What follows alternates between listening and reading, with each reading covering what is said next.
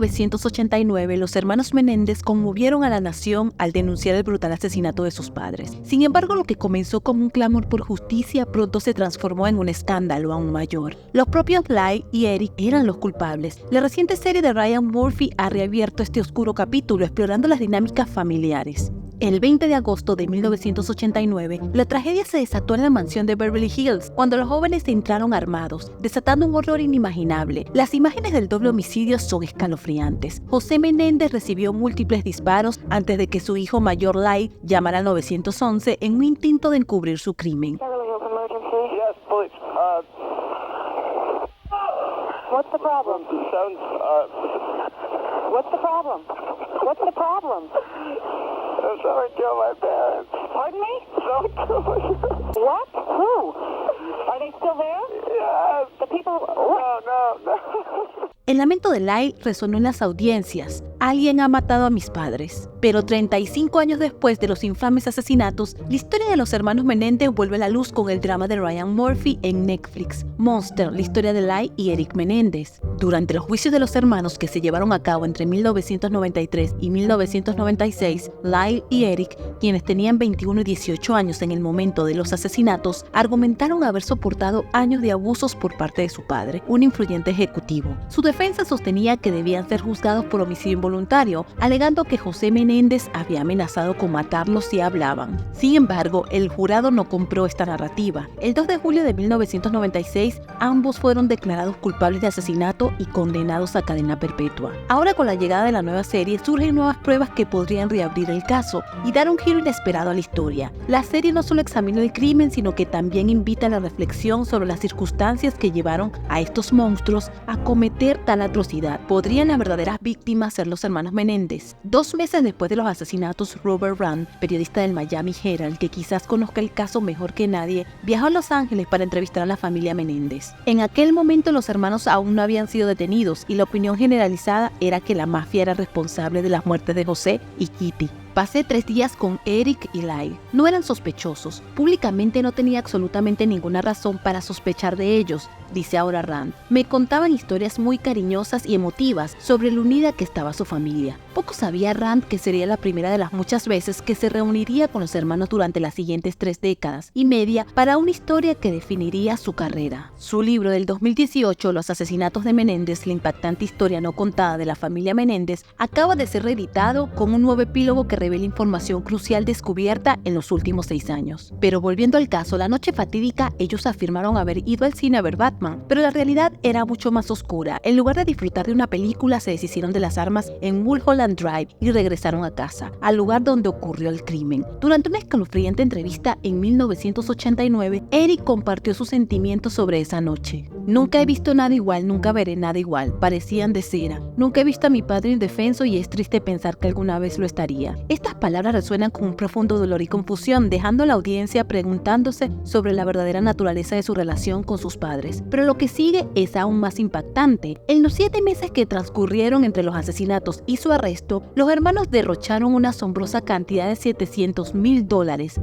Lyle, en un intento de dejar atrás el pasado, compró un Porsche 911 Carrera para reemplazar el pedazo de Alfa Romeo que su padre le había regalado. Además, gastó $40,000 en ropa y $15,000 en un lujoso reloj Rolex. Pero eso no es todo, incluso hicieron un pago inicial de $300,000 para abrir un restaurante de alitas de pollo en Princeton, donde había estudiado. A medida que nos adentramos en esta historia, nos preguntamos cómo pudieron los hermanos vivir con tanta normalidad después de un acto tan horrendo. Finalmente, Eric confesó los asesinatos a su psicólogo, Jerome Ociel, lo que desató la furia de Lyle, quien supuestamente amenazó con matar al médico. Sin que ellos lo supieran, Judalon Smith, amante de Ociel, escuchaba a través de la puerta. Nunca pensé que creyeran en el mal, pero cuando oí hablar a esos chicos lo hice, declaró en 1990. Tras su detención en marzo de 1990 pasaron 3 años antes de que Lyle y Eric subieran al estrado. Debido a los debates legales sobre si las cintas violaban el privilegio médico-paciente, el juicio fue retransmitido por Court TV, atrayendo atención internacional. Robert Rand comenta, en los años 90 no había internet ni redes sociales. Una vez que los principales medios de comunicación establecían el perfil del caso, niños ricos y codiciosos matan a sus padres, ya estaba todo cocinado,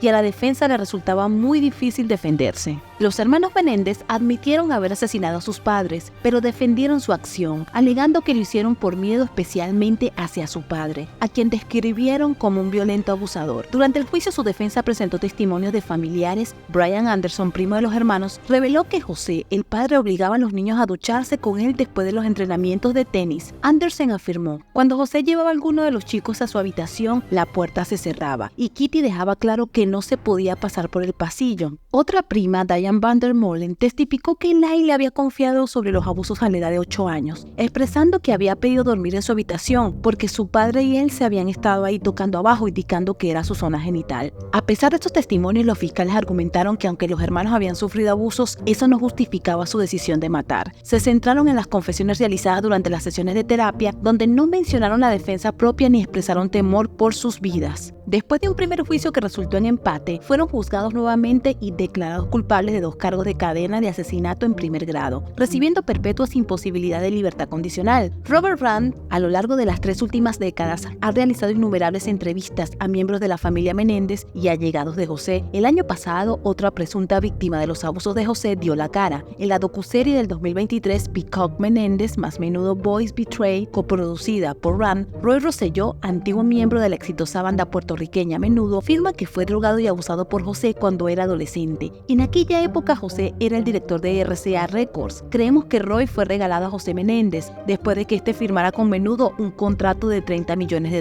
Ahora va a servir bebidas alcohólicas. También hay ese punto. José Menéndez me dijo: toma este vino, es un vino carísimo, y tómate toda la taza. Después que yo me la tomé, yo me comencé a sentir un cansancio, un peso. Yo no podía más moverme. A partir de ese momento, yo solamente veía cosas como que desenfocadas. Alguien me empujó, alguien me cargó, alguien trying to push me. Y yo caminé un pasillo bien largo.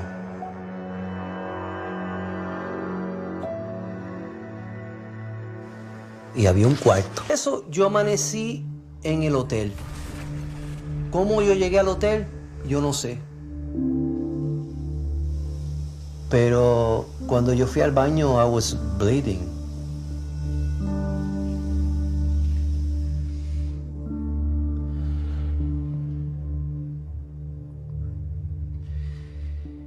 Y yo estuve una semana con un dolor terrible.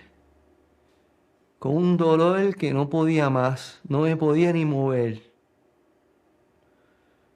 Yo me acuerdo que yo tenía que simular que yo no estaba con dolor, pero el dolor estaba tomando cuenta de mi vida. Yo le mostré a Carlos: mira, Carlos, mi ano está sangrando. Ah, tranquilo. Ya luego se te va a sanar. Ya luego tú estarás listo.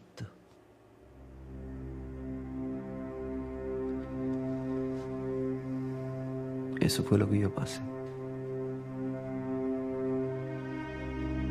En este documental, Eric le cuenta a Rand desde la cárcel: siempre esperé y creí que algún día la verdad sobre mi padre saldría a la luz, pero nunca deseé que saliera así, el resultado de un trauma que ha sufrido otro niño. Al día siguiente del estreno del documental, los abogados de apelación de los hermanos Menéndez presentaron un recurso de habeas corpus para anular su condena de 1996, citando nuevas pruebas. La petición incluye las revelaciones de Roy Rosselló y una carta escrita por Eric a su primo Andy Cano en diciembre de 1988, meses antes de los asesinatos. En esta carta, Eric, con 18 años, expresa su miedo y angustia sobre su relación con su padre. Los abogados de los hermanos esperan que se les conceda la libertad basándose en la acumulación de pruebas y en el contexto social que ha cambiado con el tiempo. Actualmente, con 53 y 56 años, ambos llevan más de 3 décadas en prisión. Robert Rand, este periodista que ha cubierto el caso durante años, sostiene que nuestra comprensión de las víctimas de abuso ha evolucionado desde el juicio inicial de los hermanos Menéndez. En los años 90, la fiscal de Lyle, Pam Bosanich, incluso afirmó que los hombres no podían ser violados, una visión que ha sido ampliamente cuestionada desde entonces.